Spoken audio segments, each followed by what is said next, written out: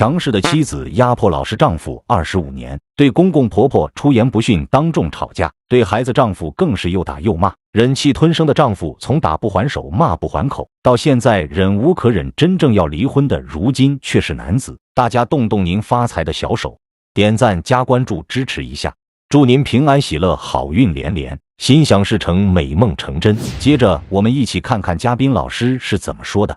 您在这个家当中的强势在于征服，他采取的办法就是骂人，是吧？您看您骂的最后，您的丈夫已经被骂得没有尊严，他刚才根本不敢回嘴。你以前怎么骂他，他都不回嘴，他都听你的，他都忍了，现在不干了，是吧？但你心里很清楚，你想过，他不想过了。一个男人被女人压迫到没有了尊严，迟早是会忍无可忍而爆发的。所以说，女人应该像水一样柔情似水，在外面多给男生面子和尊严，在家里多给男生关爱与温柔。很多家庭女生就会很聪明，给男人一点点的好处，男人就会死心塌地的为她和家庭付出。有些女人很愚蠢，只会给男人气受，让男人每天活在水深火热之中。这样的家庭，你是不是似曾相识呢？故事的女主个人徐女士，今年51岁，来自东北吉林。一旁唯唯诺诺的男子是她的丈夫。47岁的孙先生是一名货车司机，妻子比丈夫大了4岁。这样的妻子换作是你，你会如何做呢？让我们看看事情的真相究竟是如何发展到这一步的。我们是1999年认识的，闪婚，2000年结的婚。结婚以后生下了2个孩子，由我和我的婆婆带着。她在家里头呢是种点地，养点猪。我不让她养，她非要养，没有啥经验呢，养猪赔钱了。对，赔钱了。丈夫第一次创业养了几十头猪，以失败告终。至此，女人对丈夫没有一点点的鼓励，经常各种打击丈夫的信心。当时一气之下要离婚，跑回了娘家。没想到回到娘家之后，看到表哥开车去拉石料还挺赚钱的，于是想到让丈夫也去拉石料，但前面亏损了几十头猪，已经没有钱买车了。妻子转身就问老嫂子借了1万元，给丈夫买了一辆2手车。至此，家里开始有了收入了。当时养车的时候吧，确实是挣了点钱。第2年的时候，我就有一个想法，我就想去考票。考票是干啥？考票就是我也想考一个驾驶证。这个女人不愧是强势，货车的驾照她都想考。当时丈夫不同意，因为买车的钱还没有换上，又要几千块钱去考驾照，这无异于是雪上加霜。但即便如此，妻子根本不理会丈夫的想法，执意要去自己考驾照。考完驾照之后，家里的生意也是越来越好。本以为自此夫妻俩就可以过上好日子了，没想到妻子也跟丈夫一样开车给人送货。时间一天一天过去了，业务上也越来越熟，就会遇到熟人拖欠货款的事情。一来二去，丈夫本身就比较卑微，就算别人欠款10几万了，也没有办法拿回来。夫妻俩也因为这件事有了隔阂。完了后儿就是之后这个钱的事儿，我俩那时候就开始闹意见了。欠了多少钱？别人欠你们10多万吧。谁的责任呢？当然是我老公的责任了。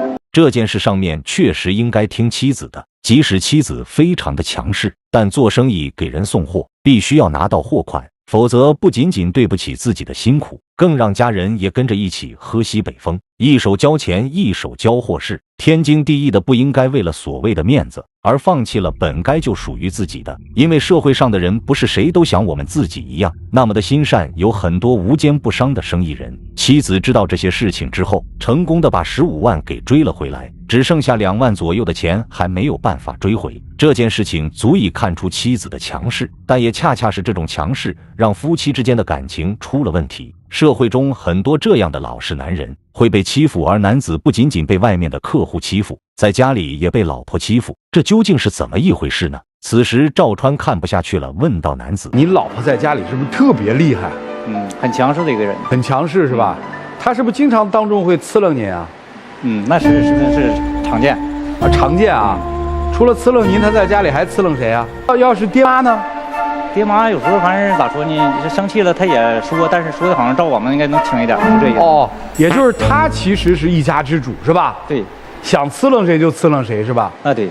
原来妻子才是家里的一家之主，所有的事情都是她说了算，不管是丈夫、孩子，还是公公婆婆，她想对谁就对谁。这种强势是不是过了头呢？因为妻子跟婆婆的关系相处也并不是很好，可以用特别糟糕来形容。可以和婆婆因为孩子盖被子的事情而吵架，还有就是婆婆买错了，就一箱豆奶而破口大骂，导致夫妻两人中途的婚姻离过一次婚，足有3年之久。吵到最后怎么收场呢？吵到最最后后离婚了嘛？我俩在那个2002年离的婚。对，2002年离的婚，我俩是2005年复的婚。就都离了，为啥复啊？由于双方都还要牵绊，那就是2个孩子，当时也是因为冲动就离婚了。可对婆婆这种态度，真实就能这么的轻易原谅吗？这段婚姻应该继续下去吗？此时的赵川主持人实在是忍不住替男子说话了。我们家什么事儿都你做主，现在孩子读书也差不多了，对吧？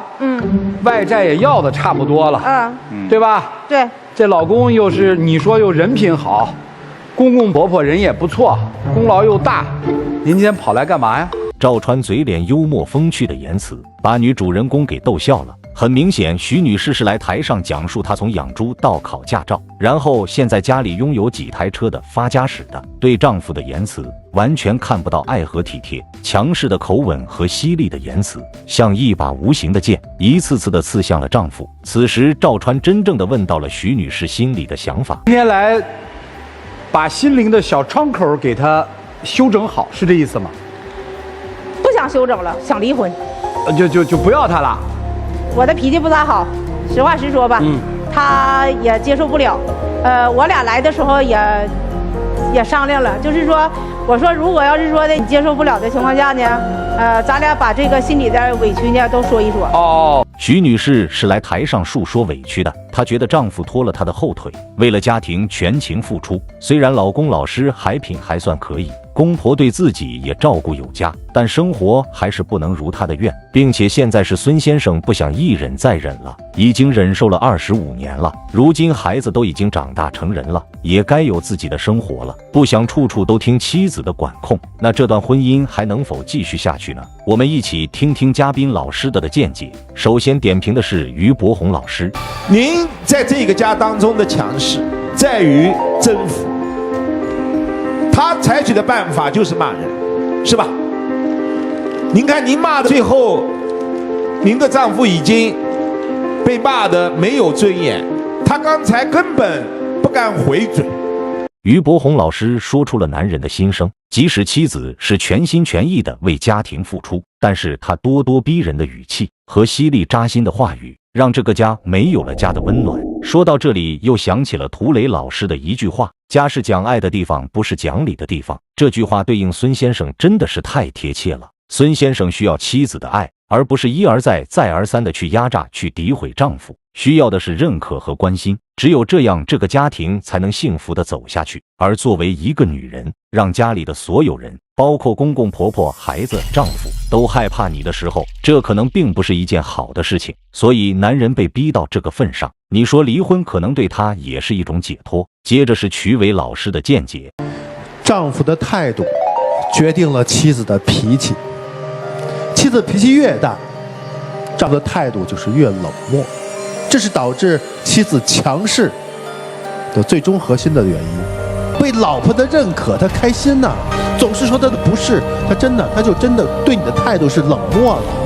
曲伟老师也说到了点子上，丈夫为什么会变得越冷漠，就是长期以来在妻子身上得不到关爱，得不到鼓励和赞扬，这是一个男人最无力的时候，所以只能变得越来越冷漠来回应妻子。但话说回来，这位妻子在台上直接被嘉宾老师对哭了，足以证明她其实也是想为了家好，只不过她不懂得如何经营自己的家庭，所以才导致家里所有人都害怕她。当徐女士在台上夸奖丈夫老实人品好的时候，大家都看得出来，孙先生脖子微微上扬，能得到妻子的认可是多么一件让他开心的事情。所以如果妻子从一开始就以多夸赞丈夫的方式来相处，那么两个人也不会走到要离婚的这一步了。接着是严品红老师的一番话。你以前怎么骂他，他都不回嘴，他都听你的，他都忍了，现在不干了，是吧？但你心里很清楚，你想过，他不想过了。严品红老师看出了孙先生唯唯诺诺的背后是不甘心和委屈，其实心里很明白自己需要什么，也指出了徐女士刀子嘴豆腐心，内心其实很脆弱，要不然一戳到痛点，就眼泪止不住的往下流。所以严品红老师觉得这段婚姻其实双方都需要改变，并且很希望彼此能够一直走下去。最后的结局，孙先生也表示自己是男人，应该大度一点，以后会做出改变。徐女士也下定决心改变自己强势霸道的脾气，最后的结局还是完美的。你身边有遇到这样的强势女人吗？可以在评论区发表你的看法，你们是如何相处的？今天的故事到这里就要跟大家说再见了，我们下期再见。